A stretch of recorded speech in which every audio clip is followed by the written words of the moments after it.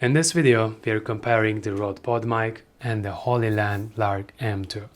Both microphones are currently recording my voice, so you don't need to skip ahead. You are literally in the middle of the action, and you will hear both of them as the video continues. In some parts, I will repeat some sentences recorded by each microphone. So, you can ask, what's point of this video? Because I have asked myself that question too. Why am I even doing this? That size kinda makes you think this must have a better audio quality. On the other hand, we have the Hollyland Lark M2. Finally, a tiny wireless microphone that doesn't look ridiculous on your shirt. It is super small and only 9 grams. But, it is not that big. So the question is, can this little thing really give us the audio quality we are looking for? Before we start, I would like to say I am not an audio engineer or some audio expert. I'm just another YouTuber. So this is not gonna be super technical detailed review video. I will keep it simple so anyone can understand easily. I guess this is a boomer friendly video. Yeah, you don't have to be tech expert to understand this video. This video is not sponsored. I bought these microphones with my own money. You can find affiliate links in the description. The price stays the same whether you use my links or not, so it doesn't cost you anything extra. Let's get started. Does size matter when it comes to microphones? Usually people think bigger microphones have bigger components inside, and bigger components might mean better audio. Well, the Rode PodMic is definitely big enough. You're gonna need a microphone stand, either on your desk or standing up on the floor like this one. So this microphone needs its own dedicated space. And also you have to stay in a certain distance. If you are too close, your voice might pop, capturing unwanted noises like breathing. And now the Hollyland Lark M2. It is super tiny and light. There's almost nothing to complain about. You are totally free, no table, no stand, no restrictions. As far as I know, there hasn't been a groundbreaking revolution in the microphone industry lately. So if they could make decent microphones this small, why were we forced to use those big, ugly wireless microphones? That's another question. Just pay attention how I speak. I'm talking at a normal speaking volume. I'm not shouting, it is conversational speaking tone. I'm saying this because lots of content creators shout in their videos, maybe to seem energetic or I don't know, whatever. But that's not what we are doing here. This is just normal speaking volume. Both of these microphones handle whispering just fine.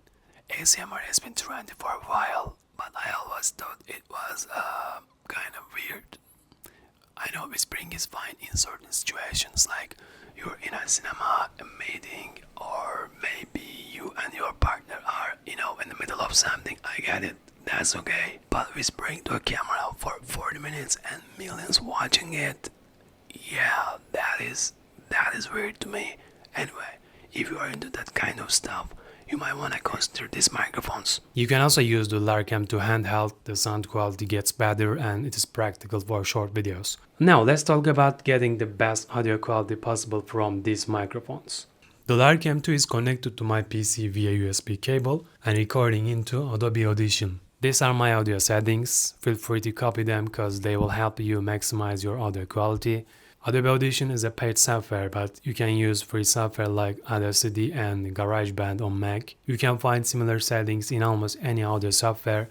You don't have to use Adobe Audition. Another way is to connect directly to your camera. For the best results, set your camera's audio input to lowest possible level. Then adjust the Hollyland transmitter to around mid-level. With a little trial and error, you'll find the volume that works best for you.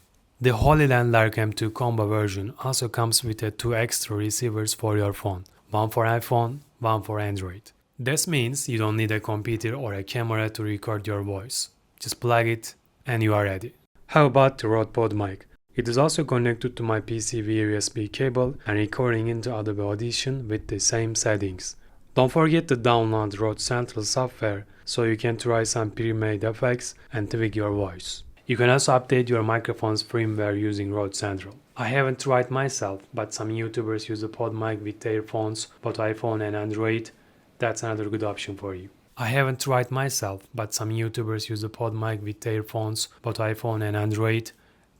good option for you. And also, it is good to know that the PodMic has an XLR connection, so you can buy an audio interface like this, but keep in mind this made things more complicated. More software, more wires, you need more space. From my experience, I would say it improves your audio quality by about 20%. But if you are not an expert, if you are not sure exactly what you are doing, don't bother with an audio interface. The USB connection already gives you a very good audio quality, so the XLR isn't crucial, just keep it simple. And here is my personal take on these two microphones. I give the Rode PodMic's audio quality an 8 of 10, but like I said, that comes at a price. It needs dedicated space and limits your freedom of movement. That is the trade-off for that 8 of 10 sound. And the Hollyland Lark M2 gets a 7.3 out of 10 from me for audio quality. The best thing about it, how small it is. The most important question is, what's good enough audio quality on YouTube? What score would make people say, okay, audio is good, I'm not gonna run away because of bad audio and I'm gonna watch this video, yeah. I say a 6 out of 10 is already enough for viewers to be satisfied. Anything above 6 is nice, but probably won't dramatically affect your views. If you are stuck choosing between these two microphones, here's what you should ask yourself. How important is audio quality to your content? Let's say you are doing a 40-minute podcast. People are just gonna listen to your voice that entire time. Yeah, then that 0.7 will make a difference. And for long recordings, a wired microphone can be more reliable than wireless microphone. So in that scenario, the Rode PodMic would be your choice. The same applies if you are making a documentary or long-form videos. People pay more attention to audio quality in these situations. Other examples would be streaming for long hours and creating long tutorial videos. In these cases, the Rode PodMic is clearly the better option. But when is the Hollyland Lark M2 the better choice? Well, if you are making short videos, I honestly doubt that small difference in audio quality will make any noticeable impact. Short form creators need fast, hassle-free setups, and constantly setting up the Rode PodMic for every short video will just drain your time and energy. Sometimes keeping it simple is actually the smart move. And it is not just short videos. Let's say you are filming a typical 8-minute YouTube video, where viewers mostly focus on you, your face, your story, and the visuals. In videos like this, audio quality doesn't need to be outstanding. It just needs to be good enough. As long as your sound isn't distracting or annoying, viewers won't even think twice about it. Well, I think we have covered everything.